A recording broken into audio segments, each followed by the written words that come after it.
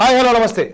ఒక సామాన్య రైతు బిడ్డగా బిగ్ బాస్ 7లోకి అడుగుపెట్టి అందరి అంచనాలను తారుమారు చేస్తూ బిగ్ బాస్ విధానంగా గెలిచినటువంటి పల్లవి ప్రశాంత్ ఆ తర్వాత చేసినటువంటి కొన్ని పనుల వల్ల ఇబ్బందులు పడిన అందరికీ విదితమే. అయితే ఈసారి బిగ్ బాస్ 7 సీజన్ ఏదైతే ఉందో ఉల్టా పుల్టా అనే పేరుతోటి రావడమే కాకుండా గత 6 సీజన్లకు భిన్నంగా రేటింగ్లో భారతదేశంలోనే అన్ని రియాలిటీ షోలని రికార్డులను తొక్కుతూ ఒక సరికొత్త రికార్డు నెలకొల్పడం తెలిసిన విషయమే. అయితే ఒక సామాన్య రైతు బిడ్డగా ఒక సామాన్యుడిగా బిగ్ బాస్ 7లోకి అడుగుపెట్టి ఎవరి అంచనాలను కూడా అందరి అంచనాలను తారుమారు చేస్తూ సెలబ్రిటీలు అయినటువంటి మిగిలిన కంటెస్టెంట్స్తో సమానంగా ఆడుతూ వారికి ధీటైన పోటీ ఇస్తూ అన్ని ఆటల్లోనూ ముందడమే కాకుండా సీజన్ 7 విన్నర్గా నిలిచినటువంటి పల్లవి ప్రశాంత్ ఆ బిగ్ బాస్ 7 విన్నర్గా అనౌన్స్ చేయబడిన తర్వాత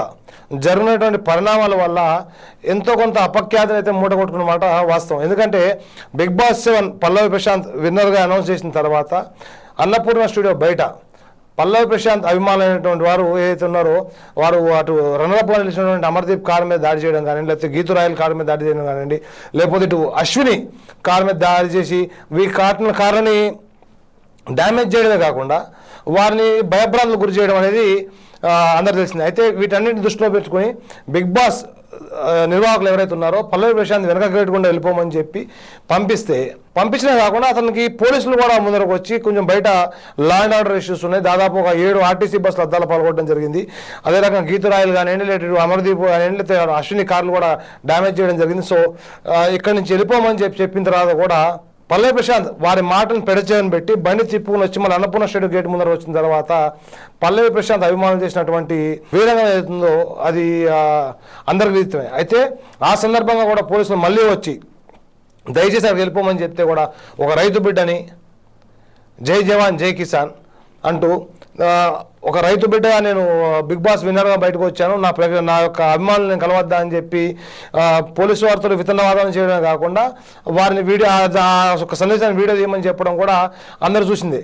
అయితే ఆ తర్వాత జరిగిన క్రమంలో జూబ్లీహిల్స్ పోలీస్ శాఖ వారు దాన్ని సుమోటోగా తీసుకుని దాదాపు 24 మంది అరెస్ట్ చేశారు. అంటే బిగ్ బాస్ విన్నర్ అయినటువంటి పల్లవి ప్రశాంత్నే కాకుండా పల్లవి ప్రశాంత్ తమ్ముడిని, అదే రకంగా 2 డ్రైవర్ని, వీరితో పాటు మరొక 20 మంది, అంటే వీరందరూ అరెస్ట్ చేయడమే కాకుండా దాంట్లో ఒక 2 మైనర్లు కూడా ఉన్నట్టు మనకు తెలుస్తూ ఉంది.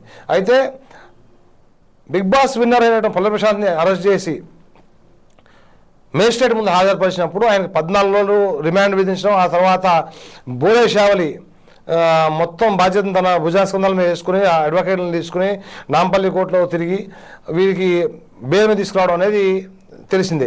అయితే ఇదే క్రమంలో జూబ్లీహిల్స్ పోలీస్ శాఖ వారు బిగ్ బాస్ నిర్వాహకులకు కూడా సమన్లు జారీ చేసినట్టు వారికి కూడా నోటీసులు జారీ చేసినట్టు తెలుస్తూ ఉంది. సో వీటిని దృష్టిలో పెట్టుకుని బిగ్ బాస్ నిర్వాహకులు ఎవరైతే ఉన్నారో వారు ఒక కొత్త నిబంధనలతోటి ముందరకు వద్దని చెప్పి మొత్తం రూల్స్ మారుద్దామని చెప్పి వారు యోచిస్తున్నట్టు. అంటే వచ్చే సీజన్లో ఎవరైనా సరే కంటెస్టెంట్ ఎవరైనా సరే కాంట్రాక్ట్ సైన్ చేసుకునేటప్పుడే బిగ్ బాస్ నుంచి ఎలిమినేట్ అయిన తర్వాత కానీ లేదా విన్నర్ అయిన తర్వాత కానీ బయటకు ఎటువంటి ర్యాలీలు నిర్వహించకూడదు.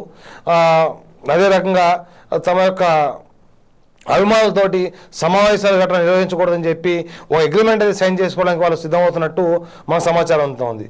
సో మరిన్ని లేటెస్ట్ అప్డేట్ కోసం చూస్తూనే ఉండండి మా ఛానల్. Thank you.